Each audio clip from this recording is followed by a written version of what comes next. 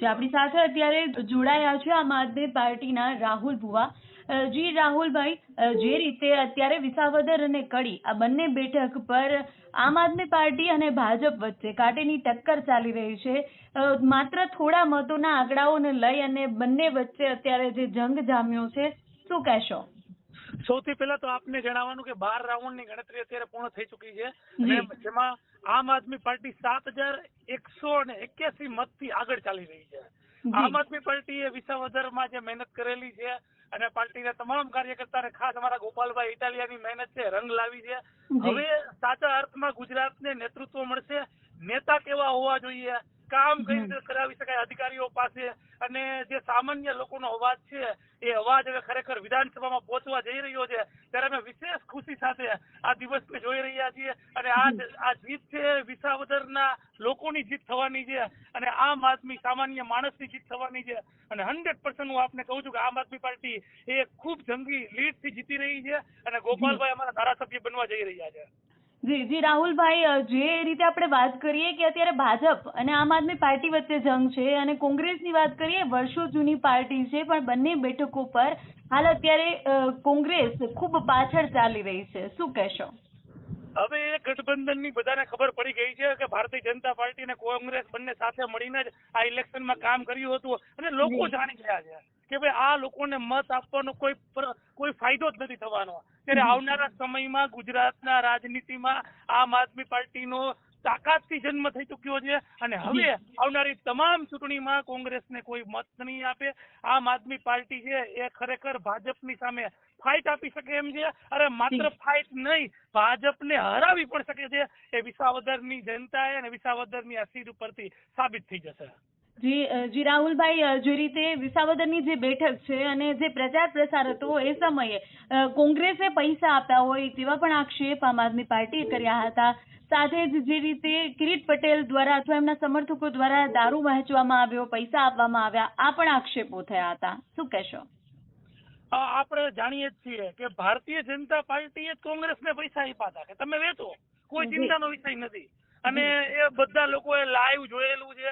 અમારા કાર્યકર્તાને કઈ રીતે તોડવામાં આવ્યા હતા અને કાર્યકર્તાને 2 લાખથી માંડી 25 લાખ રૂપિયાની ઓફર આપવામાં આવી હતી. પરંતુ વિસાવદરની જનતાએ મન બનાવી લીધું હતું કે ભાઈ ગોપાલ ઇટાલિયાને ધારાસભ્ય બનાવવો જ છે.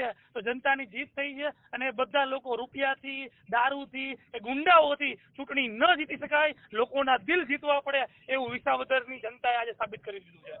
જી રાહુલભાઈ, જે રીતે બધા લોકો કહે છે કે સત્તામાં ભાજપ છે તો કોઈ પણ પક્ષ આવશે, ગમે તેટલી અડીચોટીનું જોર લગાવી લેશે, પણ એ પક્ષને મજબૂતાઈ અથવા ઉમેદવારની જે મજબૂતાઈ છે, કોઈ પણ ગ્રામ્ય વિસ્તાર હોય કે શહેરી વિસ્તાર હોય, ત્યાંની પ્રજાના સુખાકારી માટે જ્યારે એને કાર્ય કરવાની વાત હોય તો એ સત્તા પર નથી, એ ગમે તેટલા ધમપછાડા કરી લે પણ એ ઉમેદવાર કંઈ પણ ન કરી શકે. આવી પણ વાતો ભાજપ દ્વારા જે રીતે પ્રચાર પ્રસારમાં પણ આપણે સાંભળી હતી, તેને લઈને શું કહેશો?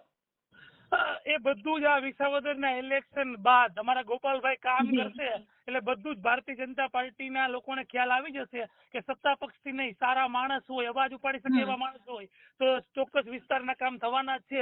અને વિસાવદરને રોલ મોડલ બનાવશું. ગોપાલભાઈએ કરેલા બધા જ વાદાઓ, બધા જ વચનો વિસાવદરમાં પૂરા થશે ત્યારે લોકોને પણ ખબર પડશે કે સારા વ્યક્તિ હોય, મજબૂત નેતૃત્વ હોય તો તમામ કામ થઈ શકે. તો વિશેષ કોઈ વાત છે નહીં, બરોબર. ગોપાલભાઈ જયારે કામ કરવાની શરૂઆત કરશે ત્યારે લોકોને એ પણ ખ્યાલ આવી જશે કે બધા જ કામ કરાવી શકાય. જી રાહુલભાઈ, જે રીતે અત્યારે આપણે વિસાવદરની વાત કરીએ એમ કડીમાં પણ આમ આદમી પાર્ટીના જગદીશભાઈ ચાવડા એ અત્યારે ખાતું પોતાનું ખોલાવી લીધું છે અને ત્યાં પણ કોંગ્રેસને પાછળ છોડી અને ત્યાં પણ ભાજપ અને આપની જ અત્યારે જે રીતે જંગ જોવા મળી રહી છે, કડી બેઠકને લઈને શું કહેશો? બેન, મેં પહેલા આપને કીધું કોંગ્રેસ અને ભાજપ સાથે મળીને ઇલેક્શન લડે છે અને એ બધા લોકોને ખ્યાલ આવી ગયો છે કે ભાઈ કોંગ્રેસને મત આપવો એના કરતા સીધો ભાજપને મત આપી દેવો સારો કહેવાય. હવે તો ત્યારે લોકોને જ ખ્યાલ આવી ગયો છે કે હવે આવનારા સમયમાં જો મજબૂત વિરોધ તાકાતથી કોઈ પક્ષ અવાજ ઉપાડી શકશે તો માત્ર ને માત્ર આમ આદમી પાર્ટી છે. એટલે કડી વિધાનસભામાં પણ આમ આદમી પાર્ટીના જગદીશભાઈ ચાવડાને ખૂબ સારા મતો મળી રહ્યા છે. જી રાહુલભાઈ, એટલે તમે કંઈક આપણે એમ વાત કરી શકીએ કે જે વિસાવદર અને કડીની આ બંને બેઠક છે ત્યાં પછી આપણે એવું કહી શકીએ કે વિપક્ષ હવે મજબૂત થઈ રહ્યો છે.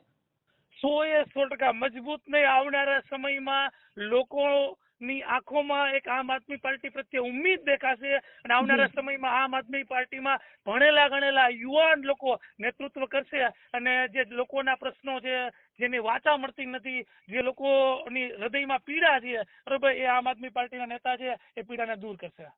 જી